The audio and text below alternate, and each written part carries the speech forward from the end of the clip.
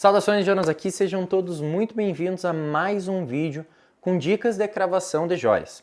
O que a gente vai fazer nesse vídeo aqui hoje é entender, na teoria e na prática, como fazer a marcação em uma aliança toda cravejada, do início ao fim, para a gente não precisar estar quebrando a cabeça como que eu vou distribuir essas pedras ali, como que eu vou alinhar o meu compasso para a primeira pedra e a última, ou seja, a primeira e a última marcação ficarem exatamente no mesmo lugar, ficarem exatamente coincidentes. O que acontece? Muitas vezes a gente está fazendo uma aliança ali que a gente precisa fazer o processo de cravação, vai lá, abre o nosso compasso, faz todos os pontinhos, chega no final, onde um pontinho deveria bater em cima do outro, e obviamente é muito difícil da gente conseguir fazer isso de primeira, fazer aquele pontinho ali bater um em cima do outro.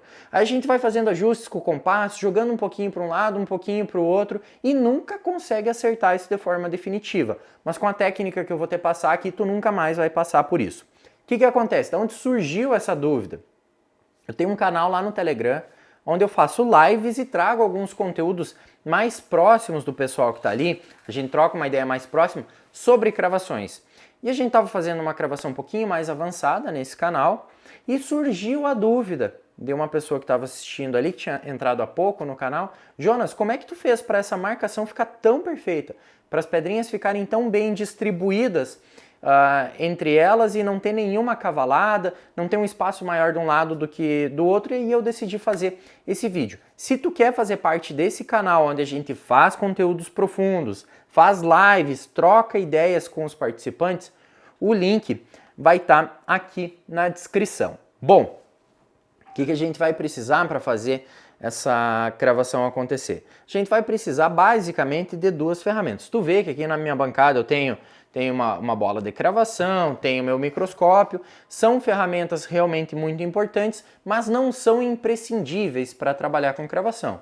Uma lupa de pala, uma morcinha de mão, tu vai conseguir trabalhar com cravação também. Claro que uma ferramenta como essa vai facilitar o teu trabalho, mas ela não é imprescindível. Mas para o que a gente vai fazer aqui agora, essas duas ferramentas aqui de fato são imprescindíveis. O que eu tenho aqui é um paquímetro digital. E eu gosto de utilizar essa marca Mito Toyo. É uma marca que aqui para nós no Brasil é um pouquinho mais salgado o valor, mas é um paquímetro que eu tenho certeza que o número que ele está me dando aqui de fato é o número que eu estou transferindo para o meu trabalho. Esse meu tem uma alteração, eu fiz um corte nele aqui, até lá no canal do Telegram eu expliquei como é que eu fiz isso. É um metal realmente muito duro. O pessoal me chamou de louco de cortar um paquímetro desse valor. Não estou indicando que tu faça, eu fiz porque para trabalhar abaixo do microscópio fica bem mais fácil. A outra ferramenta que eu estou utilizando aqui é o meu compasso, ou divider, como a gente vai encontrar caso a gente faça uma pesquisa nas lojas fora do país. Por que eu mencionei isso? Porque essa marca aqui tu não vai encontrar aqui no Brasil para vender, que são os compassos da marca Starrett. Tu não encontra nas fornituras aqui. Eu trouxe da Holanda quando eu fui fazer o meu primeiro curso de cravação com o professor Ben lá. O que acontece? Eu fiz o corte, mas tu encontra no eBay, tá? Procurando no eBay, na Autofrei, em algumas fornituras que enviam aqui para o Brasil tu vai conseguir. Mas o que eu fiz? Eu cortei esse meu compasso aqui e fiz a inserção de duas pontas de tungstênio. Não precisa você fazer isso. Por que eu fiz? Porque assim eu afio uma vez o meu compasso e eu nem lembro quando foi a última vez que eu retoquei as pontas. Então, como é uma ferramenta que a gente utiliza muito, vale a pena fazer essa alteração. Claro, é uma ferramenta que às vezes tu fica meio assim, não vou fazer, eu fiz, arrisquei e deu certo. Bom, vou executar essa parada aqui com vocês, mas antes a gente precisa estudar um pouquinho da teoria. O que acontece nessa divisão? Tu entendendo a teoria, a prática vai ficar muito mais clara e tu vai conseguir aplicar em qualquer outro formato. Quando a gente está fazendo a aplicação nesse estilo, onde eu tenho um círculo, onde eu tenho uma elipse, onde eu tenho um retângulo, ou eu tenho uma linha bem limitada para eu trabalhar, eu preciso que na minha marcação, na minha furação e obviamente na cravação da minha pedra, o meu primeiro ponto e o último fiquem coincidentes. Então tá ok, eu vou lá, vou pegar o meu paquímetro, vou trabalhar para esse caso aqui, eu vou trabalhar com uma pedra de 1.8, vou marcar 1.8 no meu paquímetro aqui e vou começar a fazer a marcação. Quando a gente está trabalhando com uma superfície plana, imagina que a gente está fazendo a cravação, sei lá, essa superfície aqui no meu celular, tá? Eu vou colocar pedrinhas aqui em cima, ó. Coloquei uma pedrinha, coloquei outra pedrinha. E aí essas pedrinhas aqui, eu fazendo a furação para elas descerem na minha superfície, quando eu desço elas para baixo da minha superfície, elas vão manter lateralmente a mesma distância. Então eu posso trabalhar com elas bem apertadinhas. A minha marcação com o meu paquímetro, ele pode ficar, com o meu paquímetro e o meu compasso, pode ficar bem apertadinha, bem justinha. Mas quando eu estou trabalhando em um círculo, isso muda um pouquinho. Aqui, ó, a tampinha da lente da minha câmera. Vamos usar isso aqui como um estudo de caso, tá? Aqui fora eu tenho um diâmetro, certo? Então se eu marcar aqui e aqui a distância de 1,8, beleza. Se eu simplesmente for colocar as pedrinhas aqui, se fosse possível fazer isso, ok, ia ficar perfeito, só que não é isso que acontece. No processo de cravação, a gente fura e a superfície onde vai estar a cintura da nossa pedra, né, a lateral da nossa pedra onde tem o diâmetro, ela não vai ficar na superfície aqui em cima, ela vai descer um pouquinho. E quanto mais interna esse furo entra, menor é o círculo. Tá, o que eu quero dizer com isso? O que eu quero te dizer é que se tu marcar com 1,8 a distância entre uma e a outra, quando tu furar e as pedrinhas descerem, elas vão encostar uma cintura na outra. Eventualmente tu não vai conseguir nem cravar, porque elas vão passar uma por cima da outra. Então quando a gente está cravando em superfícies planas, vou fazer a medida exata.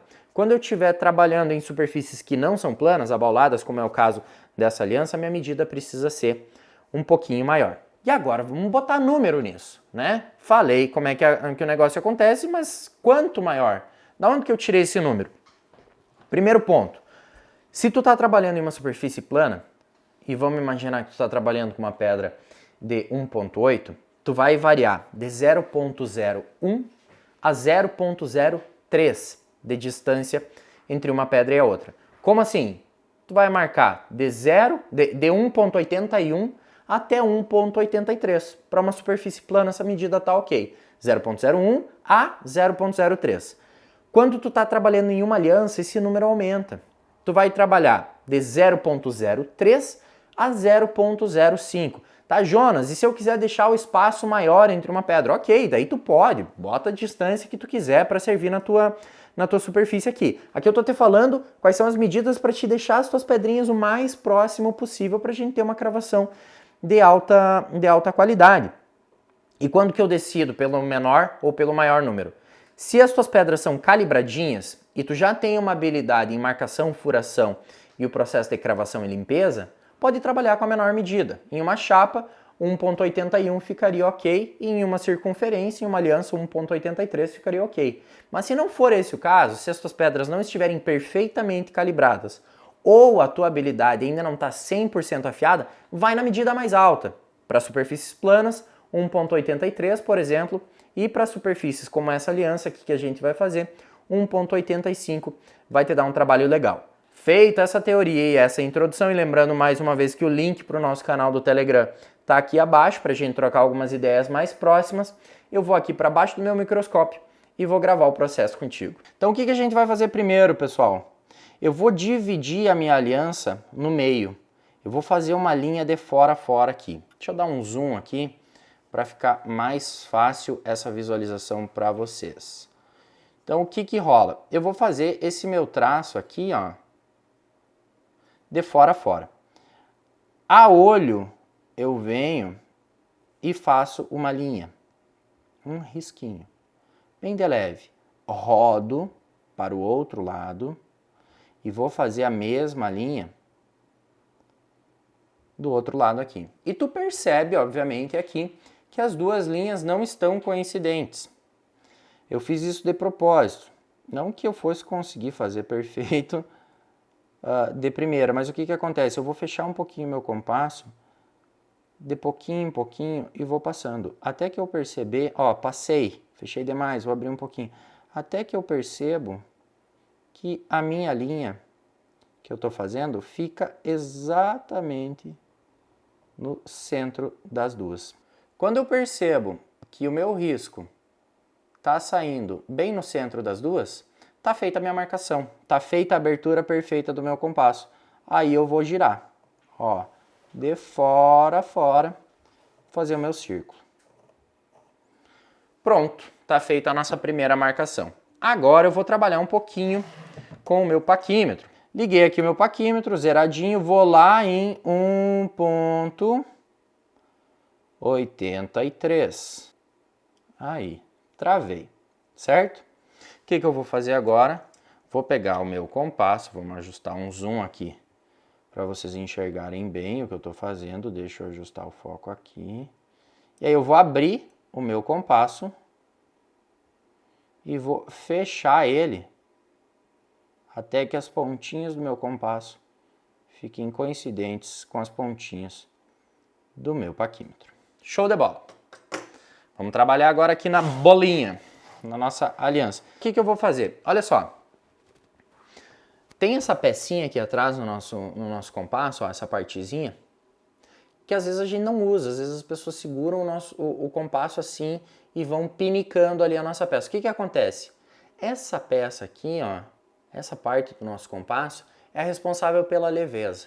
Assim, compasso não é uma ferramenta que tu trabalha fincando na peça.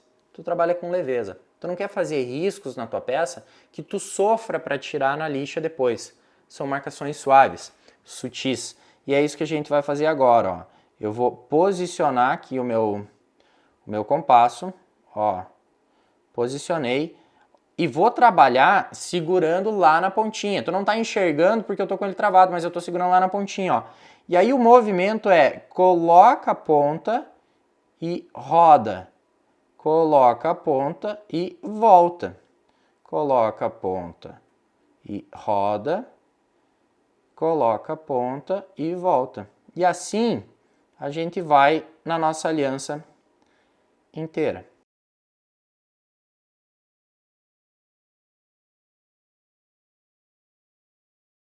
Chegando ao final aqui, eu vou tentar levar o meu compasso mais lá na frente, onde a imagem fica um pouquinho melhor, ó. Olha a pontinha de cima. Pum, marquei. Perceba que a pontinha de cima, aqui ó, a marcação de cima e a de baixo, não ficaram no mesmo lugar, ó. Eu tenho essa distância aqui, eu tenho essa distância daqui até aqui, e aqui, o que eu faço com esse espaço? Como é que eu vou resolver esse pequeno espaço aqui?